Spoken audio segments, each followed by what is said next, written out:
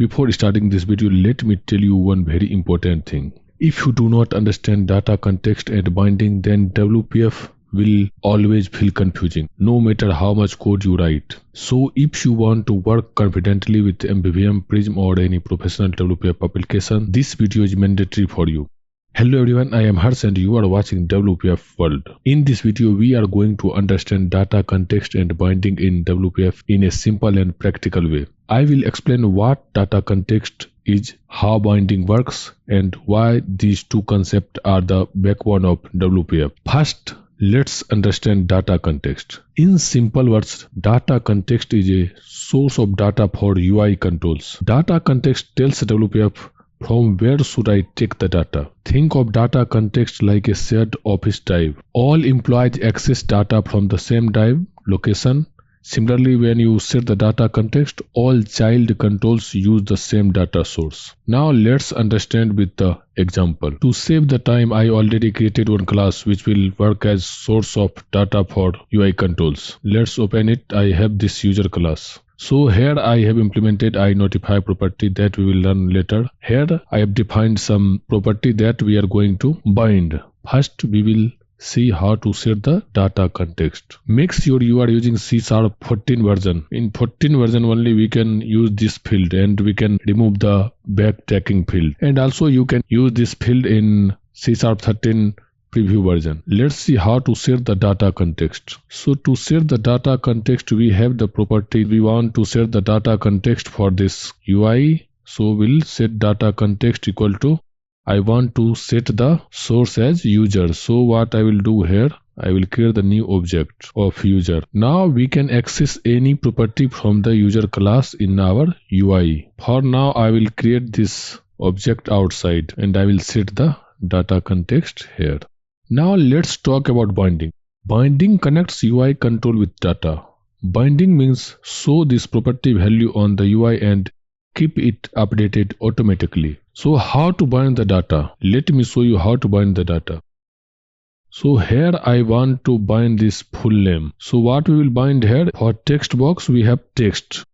What we have used here, right, to access the value of the text box. So I want to bind this text to the full name property. So how to bind it? We can set text property like this, binding, and then we can use this property name. Now it's binded, means from this user object it will take the full name property and it will show to our UI. What I will do here, I will initialize some value. And now let's run and see. This hello should be there in our this text box. Let's run and see. You can see hello is there, means it's binded. How data context and binding work together? Binding always look for the data inside data context. If data context is not set, binding will not work. The very important concept of data context is data context inheritance. One powerful feature of WPF is data context inheritance. If you set data context on parent control, all child control automatically get it.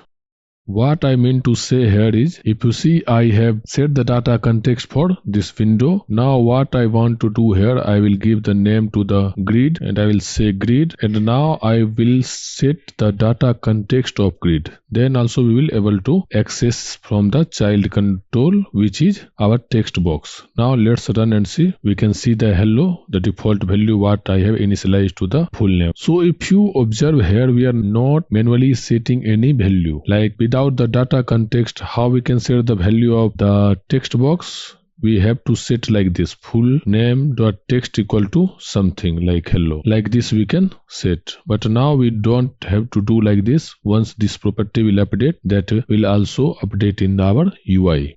Sometime if we want different data for a specific control, that also we can do. Like for the address we will have multiple thing, right, like city, state. So what we can do, we can set the data context as address and we can use that property like city or state that we can use in some other control.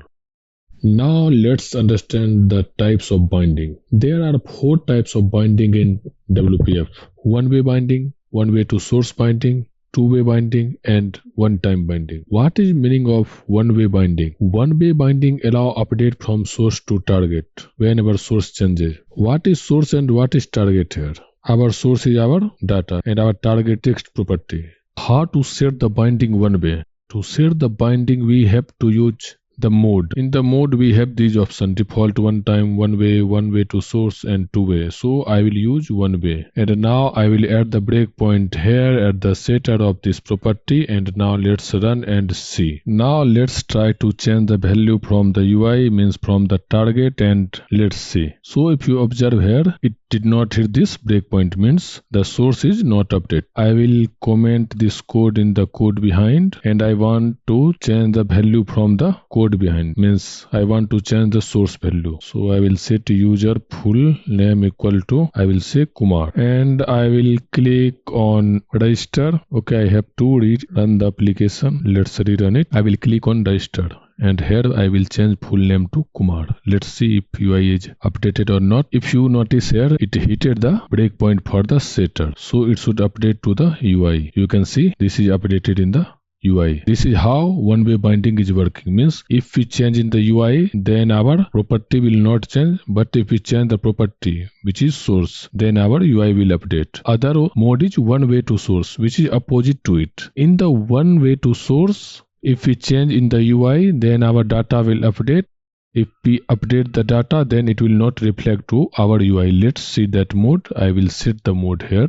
One way to source. Let's save it. Now let's run. Here I will set Harsh, and you can see the source value is updated. Now I want to click on register, and I will change the source value like user.fullname equal to Kumar. Let's see, and you can see the UI is not updated. This is how one way to source is working.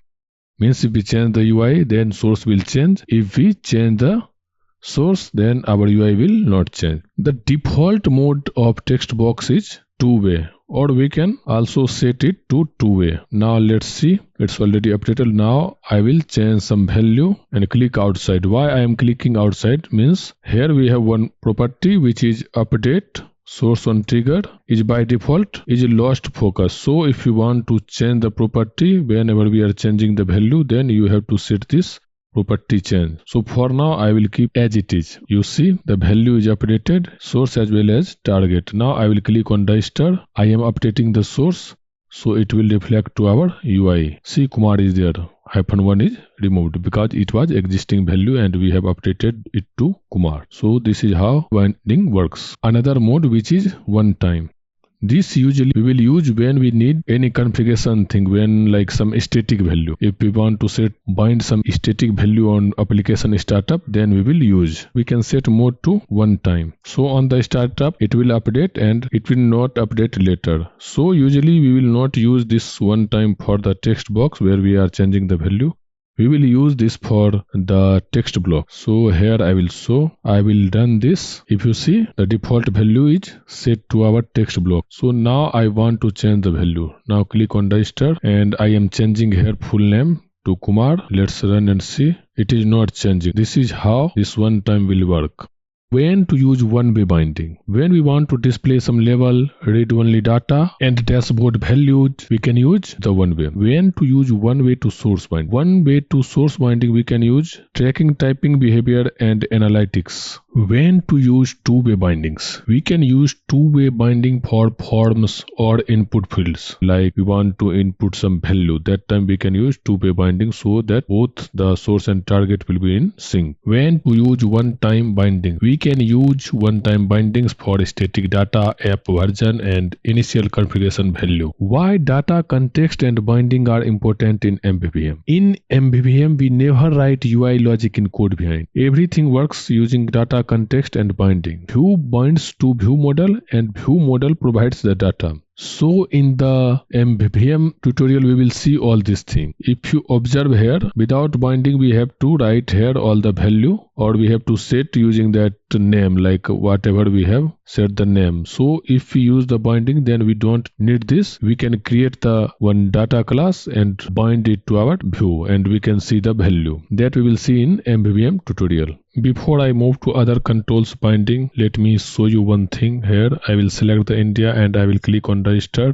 Let's continue it. You can see value is that object name and the value. So how to get only value here? Let me show you one thing here. Here we have to cast this selected item to combo box item, and then from here we will get the content. Let's continue and see. We are getting now India. We have another way also, so let's see that way. We can use selected value. Let's continue. We can see the India here, and other way is also there. We can see here, if we don't want to cast this selected item to combo box item, then we can use text property of the combo box. So we can see India as the country. Now let's bind the password box. I will remove this name, and what I have to bind here, I have to bind the password because we want to get the password, and we have one property called password. I will bind this with the password box password property. Now let's run. We are getting the exception here. You can see the exception here, XML parse exception. A binding cannot be set on the password property of type password box. A binding can only be set on the dependency property of dependency object. Why it is throwing this exception? Because this password is a property, not a dependency property. So to bind the password, we have to define the behavior. Thanks to Metro, they already defined the behavior that I will use here. So for that, we have to import that namespace here. I will say behavior equal to this one. I will select metro dot behavior, and using this namespace, we can bind the password box. How to bind it? We'll say passwordbox behavior.password. Now I will run this application again. Have you noticed here we are not getting any exception? Now what I want to check if this password property is updating or not. If binding is working, then it will hit the breakpoint here. Now let's try to change the password. I will say 1. Have you noticed here when I enter the value, then this setter is called here. Why this setter is called on writing the value? Because they already define the default property change. That's why whenever we change the value, that time it will trigger this setter. Now let's continue. This is how we can bind the password. Now let's try to bind the radio button. In radio button we have is checked. So we will bind this is checked property here. I will say is checked equal to binding, and then we have some property gender. Okay, for that we have to create a boolean property. So I will create it. Actually, we no need to create the boolean property. We can use the value converter, but for this tutorial, I am not going to show you the value converter. I will simply use the boolean property to bind it. I'll say boolean is male checked. Same way, I will create one more property is female checked. So here I will bind this, and then for the female also I will bind like this. Let's add the breakpoint here, and let's see if we check or uncheck trigger this setter or not. Let's check the male. You can see value is updated to true. Let's check the female. So if you see is female checked, value is updated to true, and the is male checked become false, because this is the radio button and we are using the group name. That's why if one is checked, then other radio buttons should be unchecked. So now let's bind the combo box. In the combo box, we are showing the list of string. So here we need some collection, or we can use the array as we are using the simple string. I will comment it, and to bind the combo box item, we have to use item source. Means we have to bind the item source property with the collection or the array. We have array for now countries, so that I will bind to the combo box. Now let's run the application. If you see, these three values are added to the country what we have assigned in the string array country. This is how we can bind anything. Like here, if you see, I have is checked. This is type of boolean. That's why we have to create property as boolean. If we want to bind some another type, then we have to use converter. That we will see in later video. How we have binded the radio button, in the same way we can bind the checkbox. For that, we will bind again is checked, then binding, and then for this we have the property skill C#. This is boolean type, so we can easily bind. We no need any converter. In the same way, for other also we can bind. I will just copy paste, and I will change the binded property. Like here we have skill WPF. I will bind to skill WPF checkbox, and then skill.net to skill.net checkbox. Now let's add the breakpoint here. I will remove all the other breakpoint, and let's add the breakpoint here, and let's return it. I will check the C#. You can see the C# setter is triggered. I will check WPF setter is triggered.